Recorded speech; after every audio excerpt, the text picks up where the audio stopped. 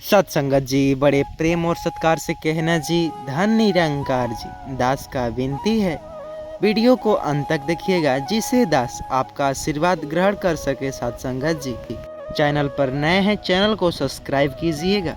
सत्संग हमें क्या करता है? सत्संग हमें पॉजिटिव बनाता है, सकारात्मक बनाता है। एक आदमी का एक्सीडेंट हो जाता है, वह जा रहा था मैहर वाली माता के पास, यानी कि सत्संग भजन करने के लिए। रास्ते में एक्सीडेंट हो गया। एक्सीडेंट होने के बाद उसका एक पैर फ्रैक्चर हो गया, टूट गया। अब गांव वाले मिलने आए और बोले, अच्छा ये बात है, तुम गए थे दर्शन करने, सत्संग करने, और तुम्हारा क्यों नहीं तुम्हारी माता जी बचा ली तुम्हें, तुम्हारे पैर फ्रैक्चर होने से क्यों नहीं बचा ली?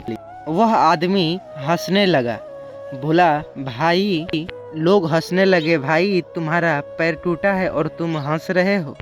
हंसते हुए कहता है, भाई मेरा तो एक्सीडेंट हुआ है तो बस पैर फ्रैक्चर हुआ है। एक्सीडेंट तो ऐसा हुआ था कि मेरी जान चली जाती, लेकिन माता रानी के कृपा से बस पैर ही टूटा है। माता रानी की भक्ति के लिए निकला था तो बस इतने ही एक्सीडेंट से काम चल गया, नहीं तो आज जान चली जाती। जीवन में कैसे भी आपके सामने दुर्घटना आए, आप नेगेटिव न सोचिएगा, सकारात्मक ही सोचिएगा, क्योंकि ऐसा हो गया तो नहीं तो हो सकता है बहुत बुरा होने वाला था और ये छोटे से ही चीज़ में निकल गया। परमेश्वर किसी का बुरा करते नहीं है, वो तो बात की बात है कि कर्मों को फल सबको मिलता है। आइए एक निरंकारी विचार के माध्यम से समझते हैं सारा कुछ रहस्य, जो कि एक कहानी है। निरंकारी दर्शक ने अनुसार जीवन में संकट हमारे आध्यात्मिक विश्वास और सत्य की पहचान माध्यम होते हैं। संकट केवल जीवन की घटनाओं का प्रतिफल नहीं, बल्कि यह हमें जगाने और आत्मज्ञान की ओर ले जाने की संकेत करता है।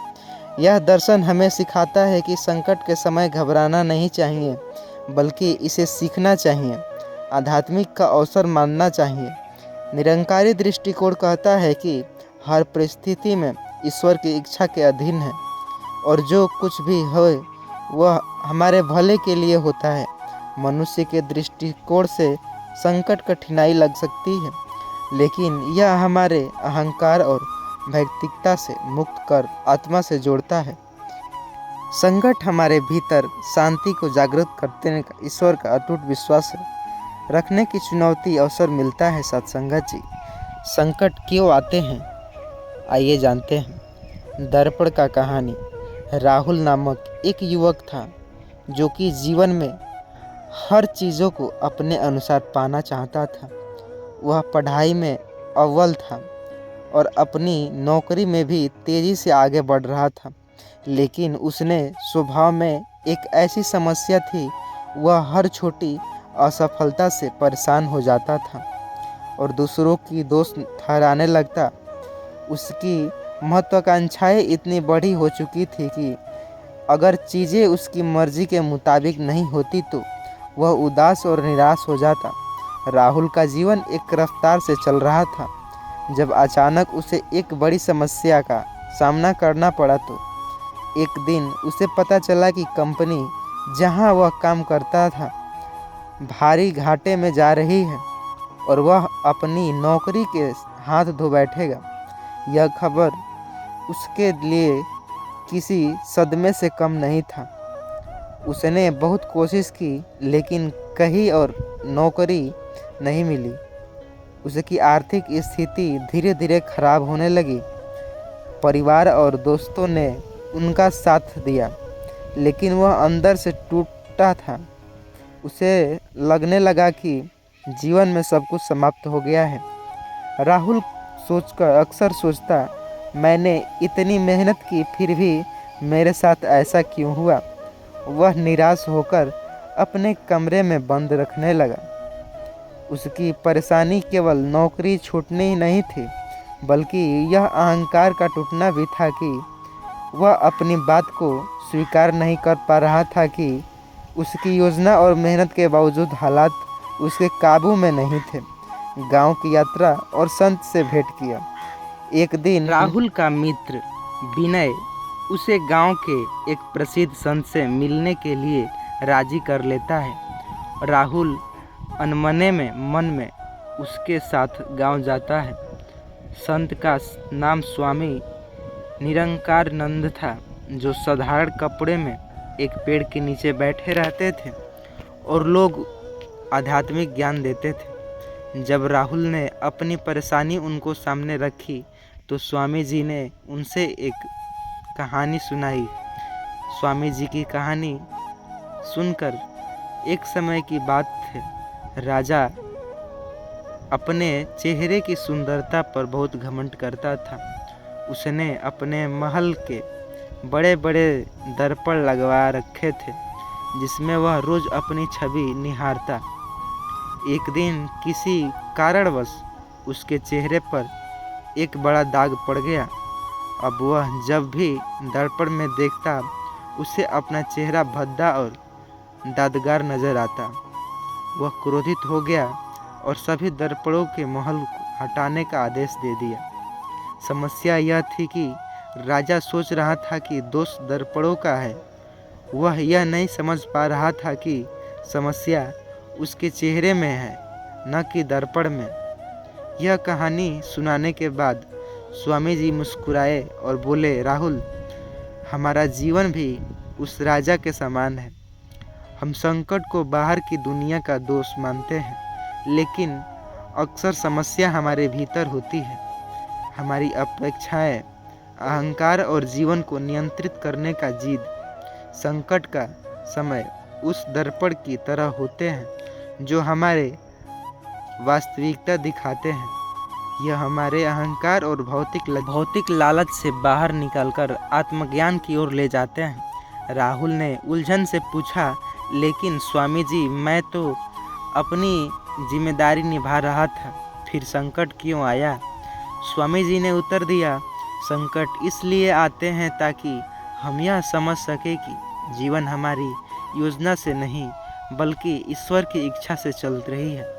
जो कुछ होता है वह हमें किसी न किसी सीख की ओर ले जाता है।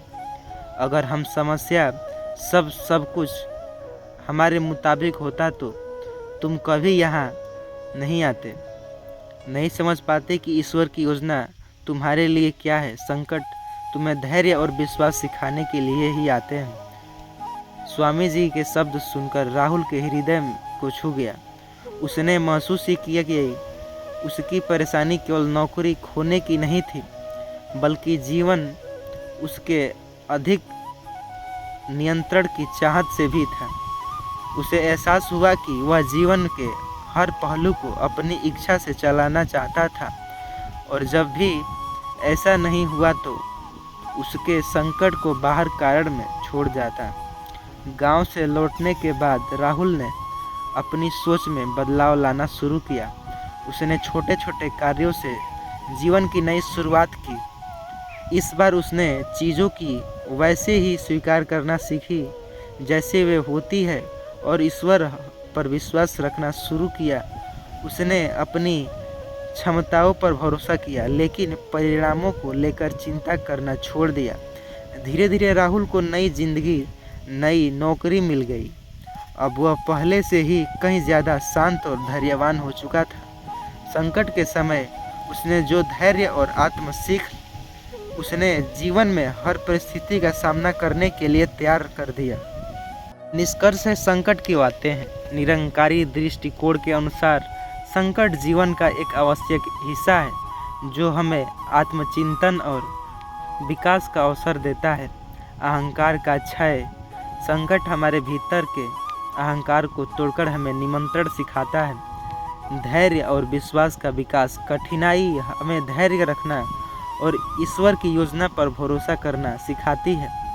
आध्यात्मिक प्रगति, संकट हमें भौतिक चीज़ों से हटाकर आत्मा और परमात्मा से जोड़ने सिखाती है।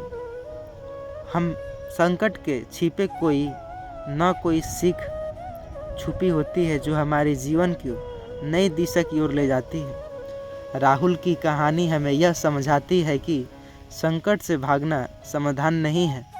हमें उन्हें स्वीकार करके उसका सामना करना चाहिए, क्योंकि वे हमारे जीवन में परिवर्तन और विकास का साधना है। निरंकारी दर्शन कहता है कि हर परिस्थिति में ईश्वर पर विश्वास बनाए रखना चाहिए, क्योंकि हर संकट के पीछे कोई न कोई गहरा अर्थ छुपा होता है, जिसे हर समय के साथ समझते हैं कि ईश्वर संकट केवल कठिनाई है नहीं है, वे आत्मज्ञान, धैर्य और विश्वास की यात्रा है, हिस्सा है। जो समझदारी समझकर स्वीकार कर लेता है, वह जीवन के हर उतार चढ़ाव में स्थिर और शांत रह सकता है।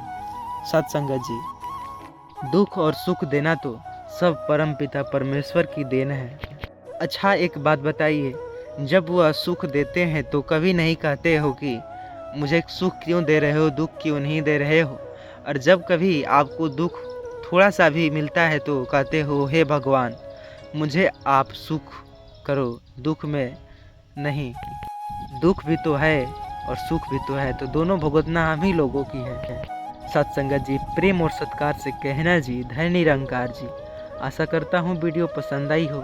चैनल पर नए, चैनल को सब्सक्राइब कीजिएगा, और हाँ, इसे ज़्यादा से ज़्यादा अपने सत्संग बहनों, परमपिता परमेश्वर पर इस वीडियो की शेयर करें, ताकि सभी को यह पता चल सके कि ईश्वर पर विश्वास। व्हाट्सएप के जरिए सभी दोस्तों के पास शेयर कीजिए, महात्मा जी के पास शेयर कीजिएगा।